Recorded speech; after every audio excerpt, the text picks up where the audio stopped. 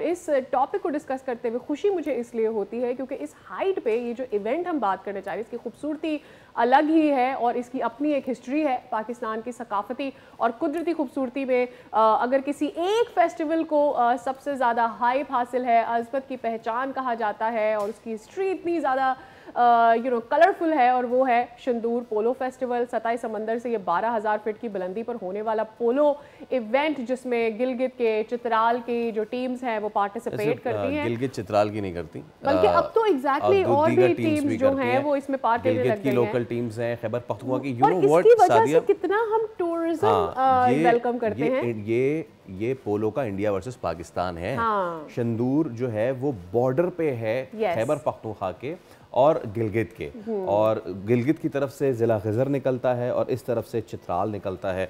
तो इस बार क्या इंतज़ामात हैं और कुछ दीगर जो कंसर्न्स हैं वो ज़रा हम जान लेते हैं।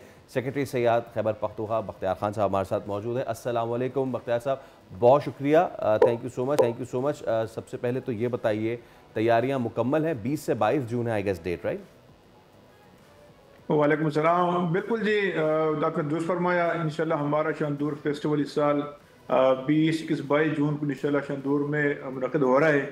और जिस तरह आपने पहले कहा कि ये जो दो रिवायती हरीफ है, चित्राल और गिलगित बल्तिस्तान की जो टीमें हैं जिसको आपने नाम दिया है इंडिया और पाकिस्तान का, तो वो इंशाल्लाह कांटेदार मुकाबले होंगे, एक शोल होगा, एक मस्ती होगी, वहाँ पे कल्चरल शो होंगे इंशाल्लाह, और एक हमारा मैदान सजा हुआ इंशाल्लाह। ठीक है, इस दफ़ा की क्या एक्सपेक्टेशंस हैं? खुद भी एक बार मैं शंदूर फेस्टिवल मैंने अटेंड किया, इट वाज वंडरफुल। वहाँ पर रहना, वहाँ की सुबह होना, सुबह रोशनी इतनी हो जाना, ये सारी जो अट्रैक्शन है, वो यूनिक जो जगह है, वहाँ पर पोलो ग्राउंड अब बहुत बेहतर हो गया है। इस दफ़ा कितना टूरिज्म एक्सपेक्ट कर रहे हैं इसकी वजह से आप? देखिए जी, ये तो आपको पता है कि इसी एक इवेंट के लिए लोग इंतज़ार करते हैं और पूरा साल इसके लिए प्लानिंग करते हैं। सरकार के लोग भी, हम गवर्नमेंट साइड से भी, और जो प्राइवेट टूर ऑपरेटर्स हैं वो भी पूरा साल इसके लिए कैंपेन चलाते हैं। इंशाल्लाह हम एक्सपेक्ट करते हैं कि दोनों साइड से इंशाल्लाह लाखों लोग आएंगे, क्योंकि ये 3 दिन का फेस्टिवल है। और ये हमने जो प्लान किया हुआ है कि जो फर्स्ट डे है वो खैबर पख्तूनख्वा के लिए हमने डेडिकेट किया हुआ है कि यहाँ से हमारे चीफ मिनिस्टर सब जाएंगे, वो इनागोरेट करेंगे। तो वी एक्सपेक्ट कि खैबर पख्तूनख्वा के लोग ज़्यादा होंगे फर्स्ट डे को, फिर सेकंड डे को हमने जीबी का रखा हुआ है। तो इंशाल्लाह बहुत सारे लोग, हम थाउजेंड्स पे लाखों में लोग एक्सपेक्ट कर रहे हैं। वहाँ पे जो इंतजाम की गई है, वहाँ पे हमने प्राइवेट टूर ऑपरेटर्स को भी स्पेस दिया हुआ है कि वो जितने लोग मिला जाना चाहते हैं, हमने वीवीआईपी के लिए, मतलब कि जो फर्दर आना चाहते हैं उनके लिए हमने स्पेस दिया हुआ है। तो हमारी तैयारी मुकम्मल है। जो रात की कैंपिंग होती है और फिर जो सकाफती रक्स होता है और फिर वो जो बोन फायर होता है, उसको एक अलग ही अहमियत हासिल है। ज़रा उसके बारे में बताइएगा कि मज़ीद किस तरह से टूरिस्ट को एंगेज करने के लिए वहाँ पर इस तरह की सकाफती एक्टिविटीज़ क्या मज़ीद बढ़ाई गई हैं पिछले 3-4 सालों में? किस तरह से इसका बार रेज किया गया है? जी बिल्कुल, इस तरह है कि जिस तरह आपने खुद वहाँ पे जाके इसका तजुर्बा किया है, तो वो जो रात को जो शोल होता है वो देखने के काबिल होता है, और दिन को भी शोल लगा होता है। तो इस साल भी हम फर्स्ट जो नाइट है हमने खैबर पख्तूनख्वा की कल्चर नाइट के लिए डेडिकेट किया हुआ है। तो हमारे जितने भी वहाँ यहाँ के जो सकाफती जो गाने हैं, डांस है, म्यूजिक है, जो भी सारी चीज़ डिस्प्ले करेंगे इंशाल्लाह अगले दिन वो होगा। और 7 दिन को भी ये साइड बाय साइड चलता रहता है।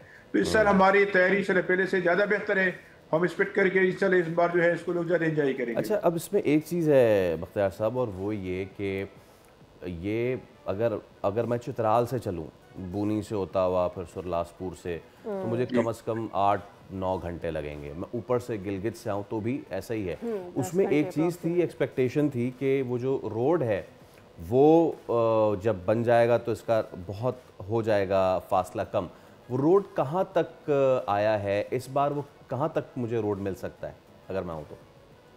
बिल्कुल, बेसिकली ये जो मेन रोड आपको पता है कि चतराल तक तो प्रॉपर रोड है, और फिर चतराल से बूनी तक रोड पे काम लगा हुआ है, काफ़ी हद तक इम्प्रूव हो चुका है, क्योंकि वो NH कर रही है, तो वो गवर्नमेंट के पास है वो।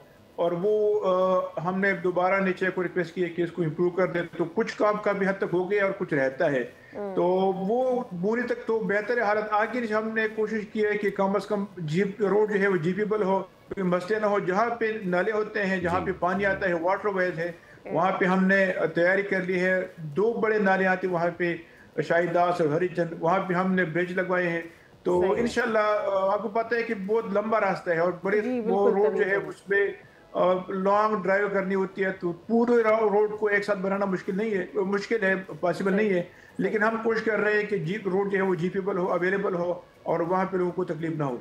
ठीक हो गया। बख्तियार खान साहब, आप सेक्रेटरी सयाहत खैबर पख्तूनख्वा का इस सेगमेंट के लिए आपने अपना वक्त निकाला, हमारे साथ बहुत शुक्रिया। अच्छा, यहाँ जाने के लिए ना और रहने के लिए Faisal, you know I believe कि आपको स्ट्रेंथ्स की भी ज़रूरत होती है। Lot of people can get short of oxygen levels और वो फिर नीचे आते हैं वापस, सो इतना आसान काम भी नहीं। मज़े की बात यह है कि शंदूर ग्राउंड से बिल्कुल उधर एक लेक है जो कि दुनिया की वन ऑफ द हाईएस्ट।